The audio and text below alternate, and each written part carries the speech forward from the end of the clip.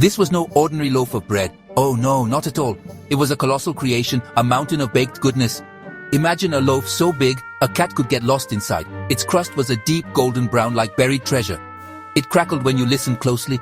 Tiny sesame seeds dotted its top. They looked like little stars in a bready sky. The scent of it was wonderful. It smelled like warm sunshine and happy mornings. This loaf was truly special, a perfect secret place for something amazing. Inside, this bread mountain was even more fantastic. It was soft and fluffy, like a million tiny clouds.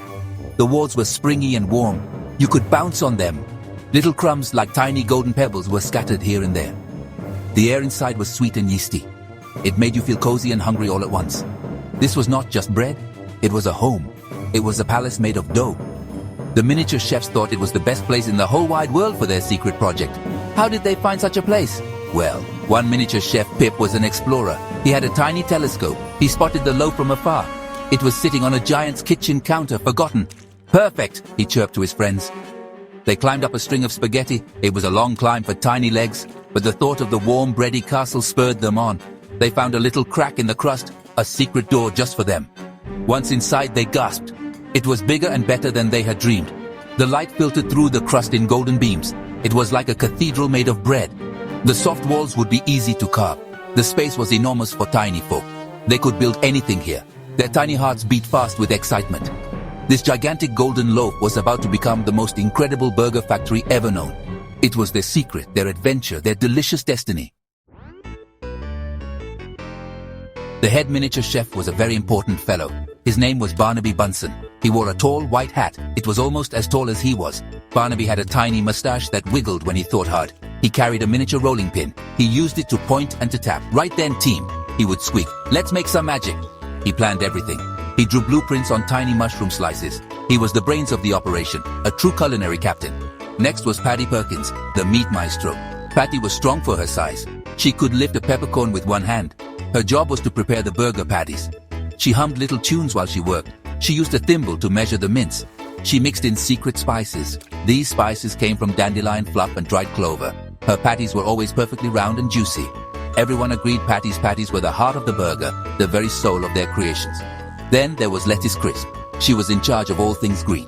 Lettuce wore spectacles made from dewdrop lenses. She had a gentle touch. She could slice a tomato thinner than a fairy's wing. She polished every lettuce leaf until it shone. She talked to her vegetables. You'll be a lovely, crunchy layer, she'd whisper to a piece of lettuce. Her station always smelled fresh, like a miniature garden after a spring rain.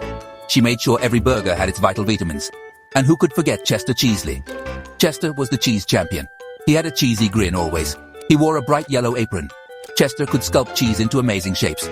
Sometimes he made tiny cheese stars. Sometimes he made cheese flowers. He used a sharpened pine needle as his carving tool. He tasted every block of cheese. This one needs more tang, he'd declare. He was a true artist, turning simple cheddar into edible masterpieces for their burgers.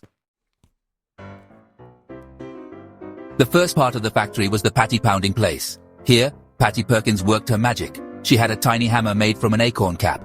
Whack, whack, whack. She flattened the seasoned mince. Tiny conveyor belts, made from blades of grass, moved the mince along. Other miniature chefs no bigger than breadcrumbs helped her. They wore tiny aprons.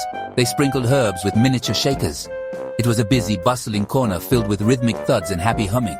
Next came the sizzling station. This was where the patties got cooked. They had a tiny grill. It was made from a bottle cap, heated by a captured firefly. The firefly buzzed gently, providing the perfect heat. Sous chef Sizzle, with hair like tiny flames, flipped the patties. He used a toothpick as a spatula. Sss! Went the patties as they hit the hot grill.